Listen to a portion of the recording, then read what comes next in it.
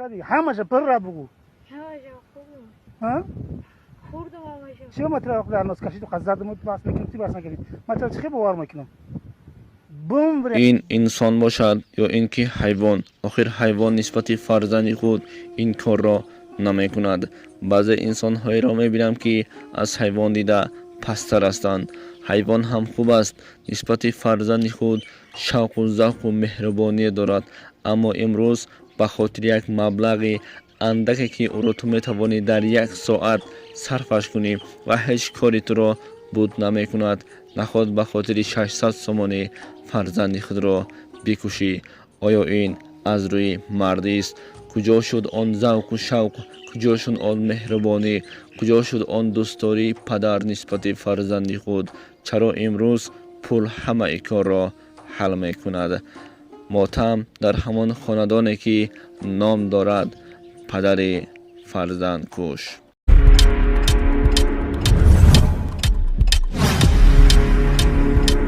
السلام علیکم دوستان عزیز، برادران و خواهران و تماشاگران گرامی. امروز داخل سامانه های اجتماعی می شویم. الکی 2 روز گذشت، اما متاسفانه با سبب کارهای زیادی خود ما از این خبر کمی دیرتر خبردار شدیم و خواستیم فکری خود را عاید این گونه پدرها کمی هم باشد بیان کنیم، همچون استفاده برنده ای سامانه های اجتماعی در صحیفه های شخصی خود. دوستان عزیز، البته امروز حالت های هست به خاطر پول، به خاطر مبلغ چی کارهای کرده ایستاده اند. با این پدر چی شد؟ چرا اینقدر گمراه شد؟ چرا این کاری کرده خود را نوار کرد؟ با این رحم نکرد. آخر او کودک بود. اگر این بزرگ می شد شاید آن 600 سومانی را 6 میلیون کرده می آورد. اما افسوس امروز به دام شیطان اینها فریب خوردند، به دام شیطان افتیدند و به این کار دست دادند. اما افسوس امروز این بدبخت چی هست؟ از این کاری کرده خود 100% پشیمان است، اما آن تیری که از جای خود بیرون شد دیگر بر نمیگردد. 100% که پشیمان هست، اما متاسفانه کار از کار گذشت. چاره این را البته عدالت هست، قانون هست، باید بیند. اما این نام است که باور کنم فرزند انسان طاقت کرده نمیتواند.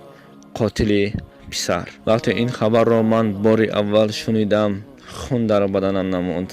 چرا پدر میتواند نسبت فرزند خود این کار را میکند؟ البته چندین پدران هستند که بر ناخن فرزند زار هستند، بر ناخن پسر زار هستند. پدرانی هستند که همگی دختر دارند، میخواهند که پسر داشته باشند. چرا این بدبخت امروز این کار را نسبت فرزند خود روا دید؟ ما تنها جزایش را خدا دهد گفته دعا میکنیم و خلاص. دیگر از دست بنده چیزی بر نمی آید. شما می دروید همون سانوی قبیح میزنید بر همون سانوی قبیح خود. دوستان عزیز، خود در کامنتری باشد، خود در دیگر سامانه های اجتماعی باشد، بر خود گناه میگیرید. تنها دعا کنید که پروردگار هدایت بکند. البته خداوند آن کسی را که هدایت کرد هیچ کس گمراه کرده نمیتواند و کسی را که گمراه کرد هیچ کس هدایت کرده نمیتواند.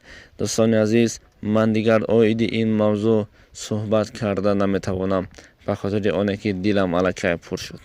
نمیتوانم. شاید که این یک درد است، یک علم است به خاطر همان کودکی که امروز برای 600 سومانی جان خود را از دست داد.